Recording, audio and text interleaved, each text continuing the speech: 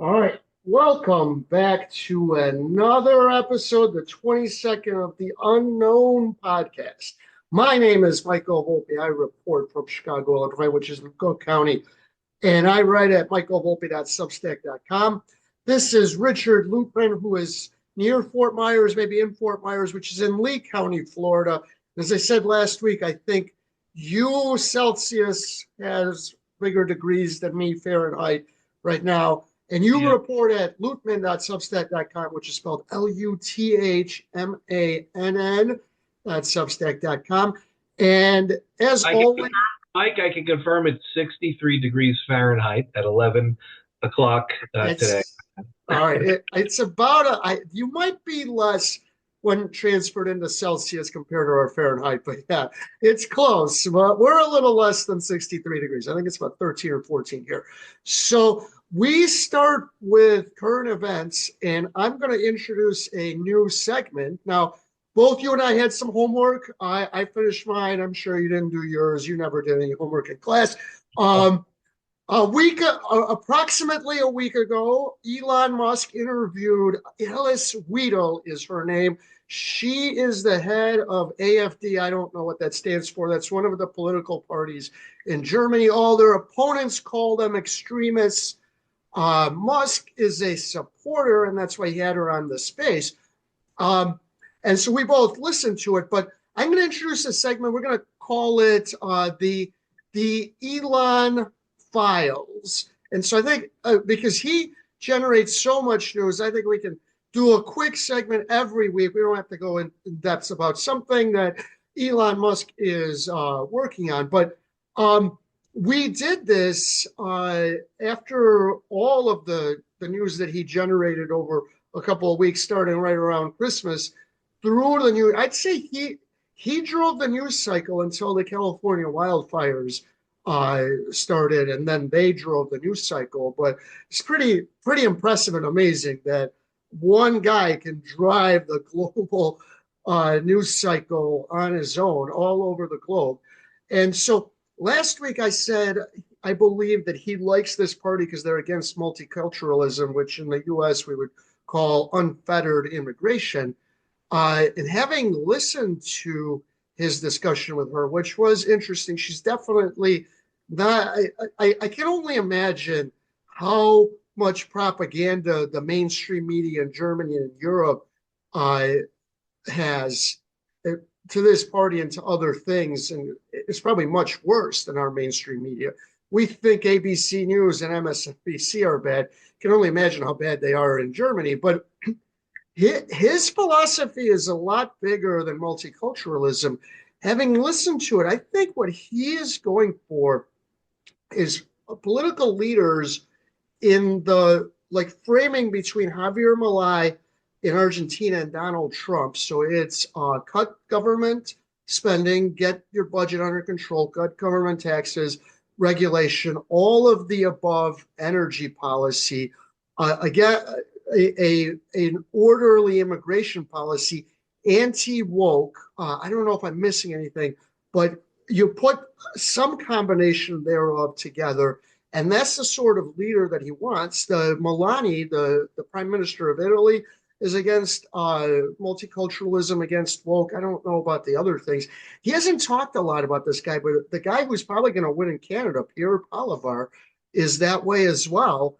And as I said, Milei is my favorite politician in the globe right now because he I'm a budget guy. That is the most. But he has a vision that he's executed, and the AfD hits every erogenous zone for Musk. So I know why he supports them. They do all of it. That's what they want. They want to cut government, cut taxes, cut regulation. The most interesting thing was when he was talking about getting a plant in Germany, and he said they required 25,000 pages of paperwork that had to be on paper and several different copies. And he said they actually had to put the paperwork into a van that they drove. And Tesla can make that happen.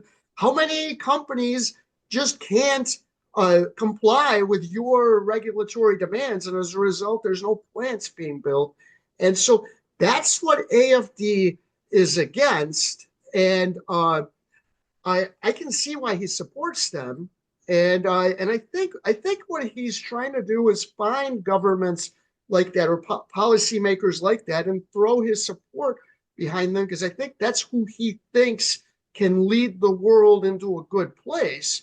And I could be wrong. The rules are different with every country. Some will allow him to support them financially, others won't. As long as he's not breaking any laws, you can be against him because you don't like him, but having a Twitter space with the head of AFD, you have to be really cynical to say, "Wow, how dare you?" Um, and so, what'd you think of it?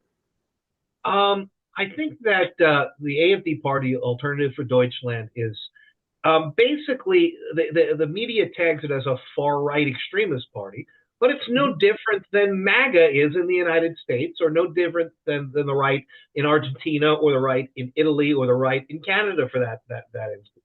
Mm-hmm. I think that what they're talking about, their talking points are pretty common globally.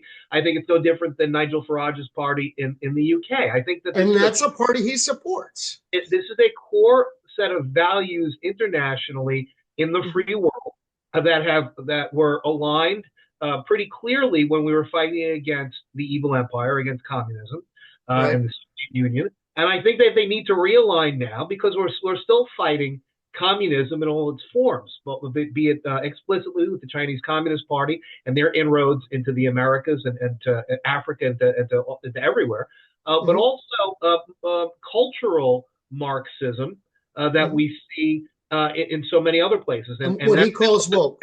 What he calls woke. wokeness. It's a virus. It's a Right. cultural virus, and Right. it's infected a lot of the pro Muslim advocates, the Mm-hmm. pro those groups, and the Mm-hmm. anti-Semitic, anti-Israel groups, and And all of this was triggered by a long-term immigrant from a Muslim country who drove his car through a market and killed a whole bunch of Germans. That's what started this hit must like open support for AFD. But I read an article. This is interesting. He was introduced to AFD sometime in 2023. A Twitter user tweeted it to him and said, "You should check out this party." Started a conversation with them. I asked somewhat rhetorically. I don't know if he's shooting from the hip. I don't think he came upon this party like 3 weeks ago. I think he has been studying them, and he knows their policies. Now, it was also interesting the way she countered the argument that she is like too close to the Nazis, and she said, Hitler's greatest trick was convincing the world that he's far right. We are far right in the sense that we want less government, less taxes, less regulation. He took over industries, and we want free speech and free press, and he took over the press. So how is he far right? Now, one thing that definitely she's right that philosophically she's nowhere near Hitler. And also, she pointed out as we speak, there's like 150 European bureaucrats listening to you trying to find some sort of violation. So, who is anti-free speech, free press? But some of their some of their people have been found to ally in one way or another with with the Nazi Party. This guy said that he tried to excuse some of the SS. A couple of their guys were known to make Nazi slogans, that sort of thing. I, you know, it's it's at the margins, and I'm not going to defend any of the individuals, but I think it's a smear to align these guys with the Nazi Party, and it's a way to basically to dismiss them and everything they stand for. Well, they're like neo Nazis, so you don't need to listen to them, and that's not what you got at all from the discussion. it's very basic. It's called the National Socialist Party. Right, These individuals are not in any way, shape, or form socialists. right. Okay, They're the opposite. think it's the exact opposite. It's like Right. saying Donald Trump is a Nazi. He's the craziest thing in the world. The guy doesn't have a socialist bone in his body. Neither does Right. Elon Musk. Neither does Mhm. the Maloney in Italy. Neither does Milei in Argentina. None of these Right. people are. It's the opposite, Malay especially. What it is an ad hominem attack. It's the Hmm. first argument you get taught. Compare the person you Hmm. don't like. Hmm. Who's the worst person you can think of? Compare him Yeah. to Stalin. Compare him to Pol Pot. Compare him to Idi Right, Amin. right, of course. Look, I as I was listening to it, I would say the one guy in the history of humankind who would be AFD's biggest fan is Thomas Jefferson.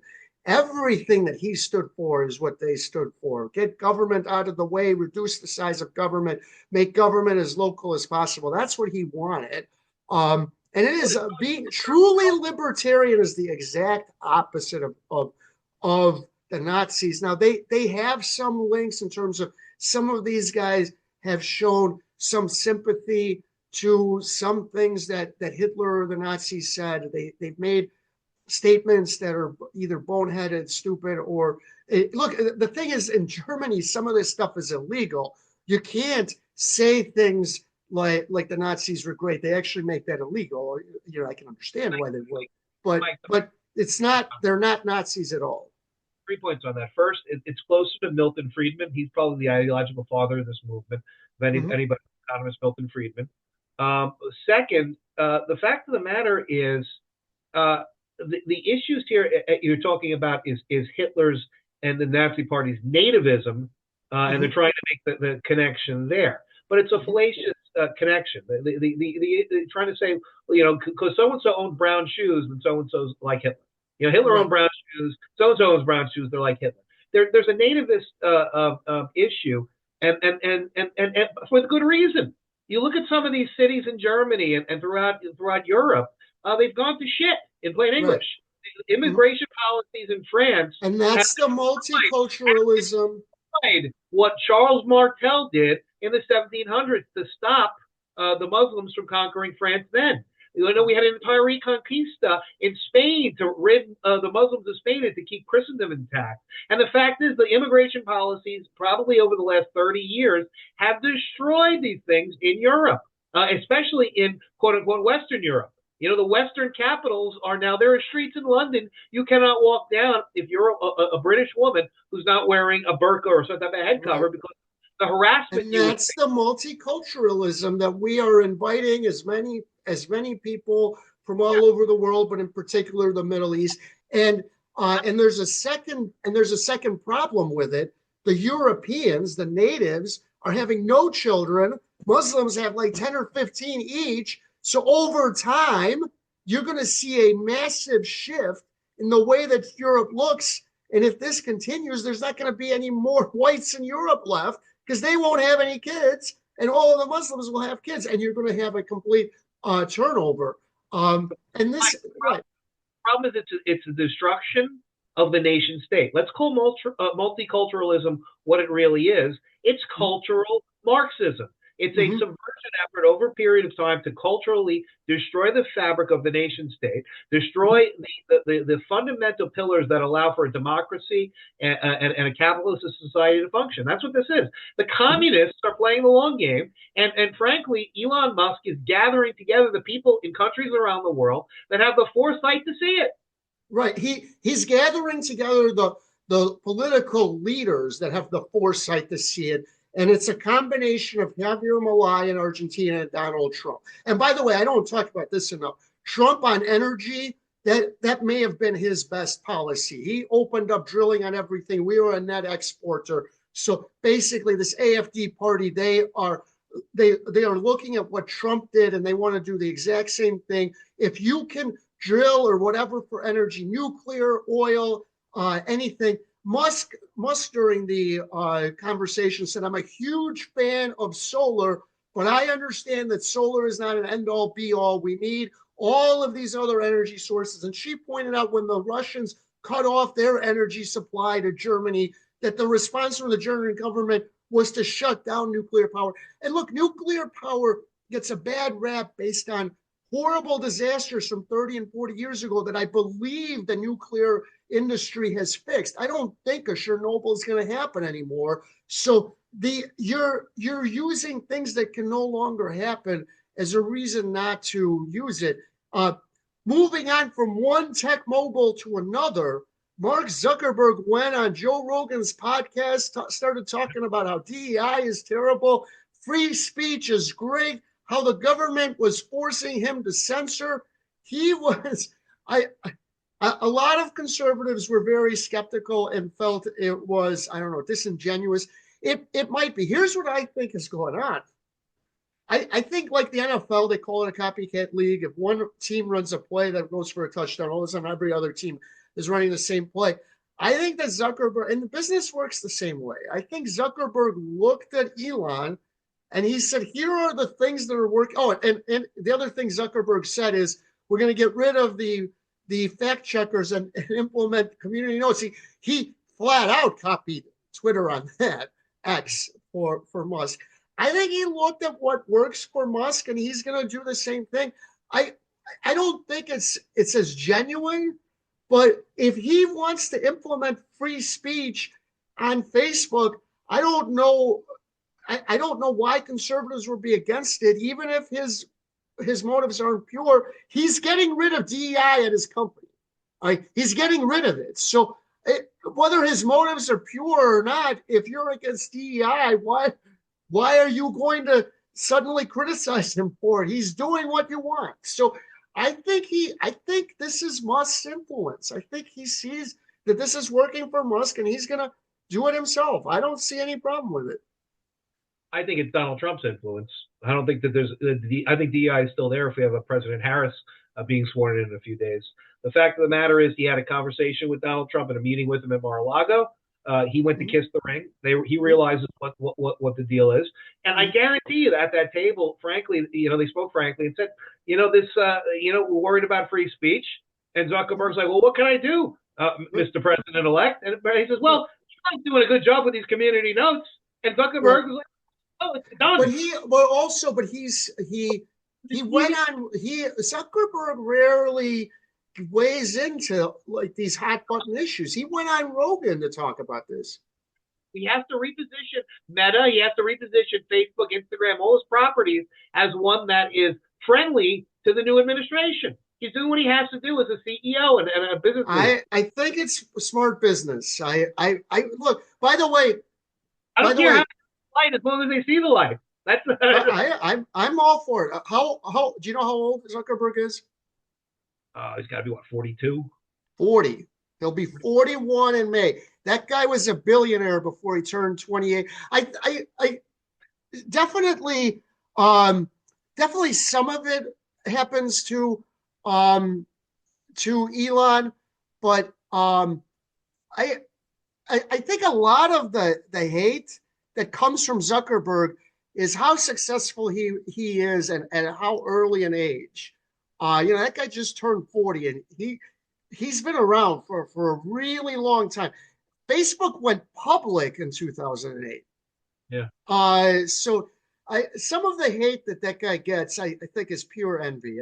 Same thing with Elon, but Elon was a multi-hundred millionaire by the time he reached 30. Even he wasn't a billionaire. So I wanted to get this up. So there's a couple of things. So Alina Habba went on Benny Johnson, who's an independent like podcaster, videographer, does shows, and he had on Andrew Tate, and it was lovey-dovey. There's a lot of video of Tate self-snitching, as Bruce Rivers, the criminal lawyer, would call it, talking about how he forces women to stay in his apartment while they do these video cams, how he beats them, how he destroys evidence, all kinds of things that he has said where he is admitting to crimes. And there is a strain of conservatives who love this guy. And I don't know why they love him, but I don't know if it destroys her credibility, but it doesn't help Trump or herself to go on Benny's broadcast to talk nicely about Tate. As far as Benny, this is another example of what I call being provocative is all that matters. He got a bunch of heat, but I don't think it's going to hurt him at all because it got him in the news. Everybody talked to it. I'm sure like exponentially more people watch this particular podcast with Andrew Tate than any other one. and he'll be just fine. And giving voice to a guy who coerces women into doing webcams, I guess is fine. Candace Owens has interviewed Tate, Tucker Carlson, Michael Franzese, who's one of my favorite YouTubers. He's a former capo in the Colombo crime family, turned born again Christian in prison.